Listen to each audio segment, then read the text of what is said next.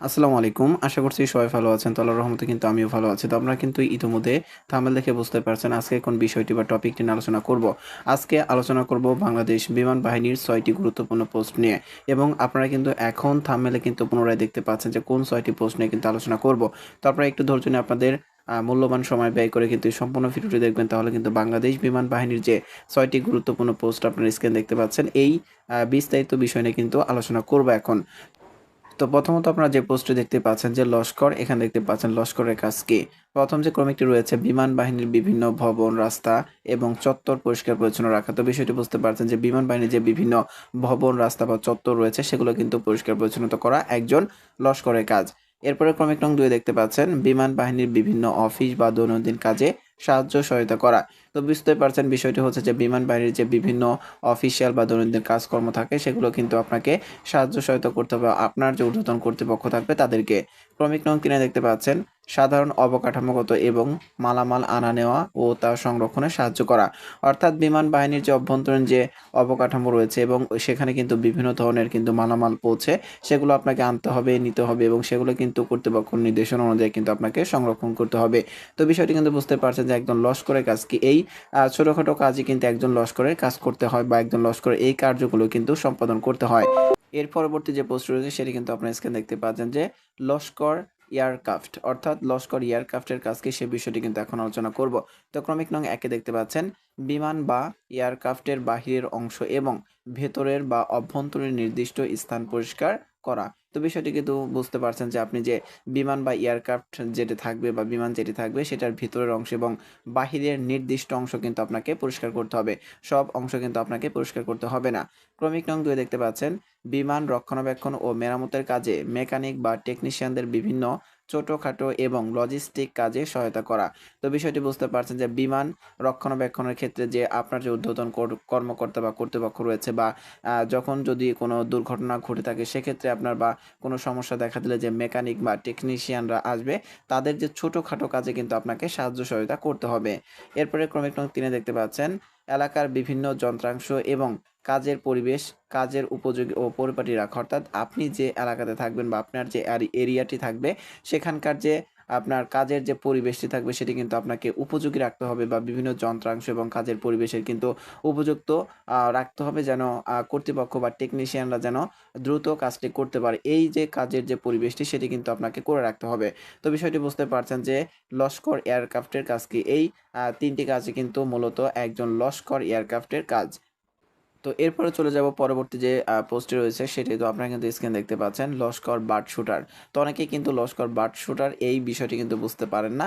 তো এর কাজ কি সেই বিষয়টি কিন্তু আমি এখন বলে দেব, তাহলে কিন্তু আপনি বুঝতে পারবেন আসলে এই পোস্টের কাজ কি। তো এখানে দেখতে পাচ্ছেন যে ক্রমিক নং 1 বিমান চলাচলের সময় রানওয়ে বা এর আশেপাশে কোনো পাখি বসতে বা জড়ো হতে না দেওয়া। তো বিষয়টি বুঝতে পারছেন যে পাখি কিন্তু বিমানের সবচেয়ে বড় ধরনের শত্রু।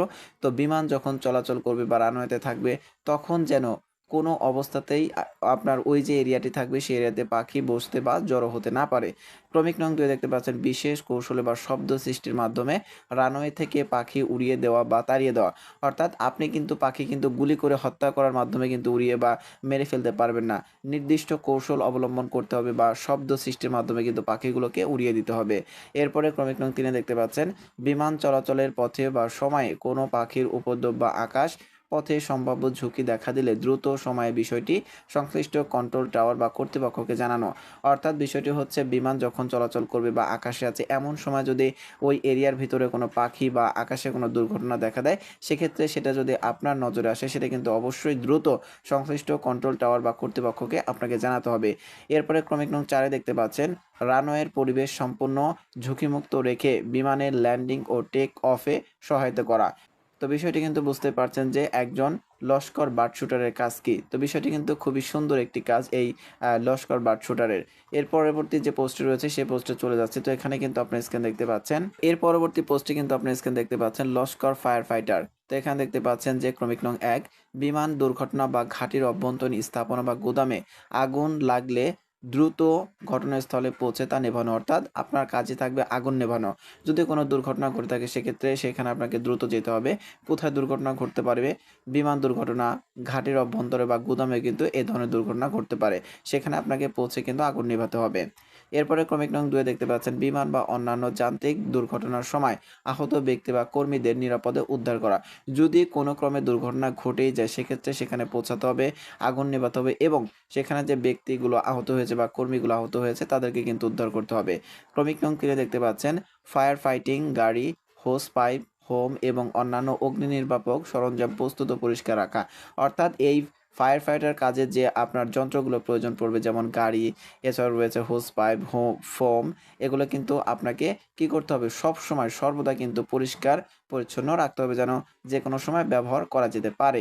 এরপরে ক্রমিক নং 4 দেখতে পাচ্ছেন ফায়ার অফিসের মূল দল এবং ঊর্ধ্বতন কর্মকর্তাদের নির্দেশনা অনুযায়ী নিরাপত্তা ও সহায়তামূলক কাজে সহায়তা করা। অর্থাৎ যদি কোনো দুর্ঘটনা ঘটে সেক্ষেত্রে মূল যে ফায়ার সার্ভিসের দলটি থাকবে তাদের নির্দেশনা এবং আপনার যে ঊর্ধ্বতন কর্তৃপক্ষ থাকবে তাদের নির্দেশনা অনুযায়ী কিন্তু আপনাকে নিরাপত্তা ও সহায়তামূলক কাজ করতে হবে।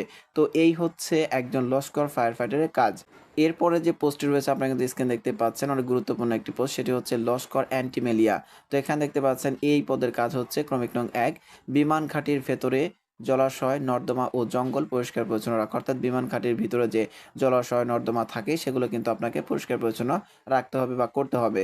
ক্রমিক নং 2 দেখতে পাচ্ছেন মশার লার্ভা ধ্বংসের ঔষধ ছিটানো ও ফগিং করা। তো বিষয়টি বুঝতে পারছেন। ক্রমিক নং 3 দেখতে পাচ্ছেন ম্যালেরিয়া ও ডেঙ্গুর মতো রোগ ছড়ানোর উৎসগুলো চিহ্নিত করা এবং তা ধ্বংস করা। অর্থাৎ যে জায়গা থেকে ম্যালেরিয়া ও ডেঙ্গুর মতো রোগ ছড়াতে পারে সেই জায়গাগুলো কিন্তু নিরাপদ করা আপনার কাজ। এরপরে ক্রমিক নং 4 দেখতে পাচ্ছেন স্বাস্থ্যসম্মত পরিবেশ বজায় রাখতে মেডিকেল শাখাকে সহায়তা করা।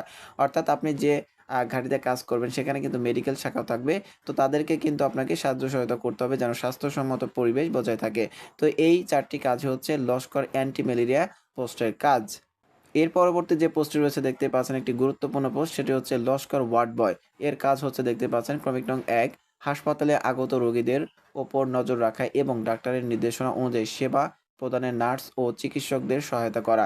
তো বিষয়টি বুঝতে পারছেন, বাংলাদেশ বিমান বাহিনীর যে হাসপাতালগুলো থাকবে সেখানে কিন্তু বিভিন্ন ধরনের রোগী আসবে, সেই রোগীদের কিন্তু আপনাকে সহায়তা করতে হবে বা তাদের উপর নজর রাখতে হবে এবং তাদের সুস্থ হওয়ার জন্য সেবা প্রদানকারী নার্স এবং ডাক্তারদের কী করতে হবে বিভিন্নভাবে সহায়তা প্রদান করতে হবে।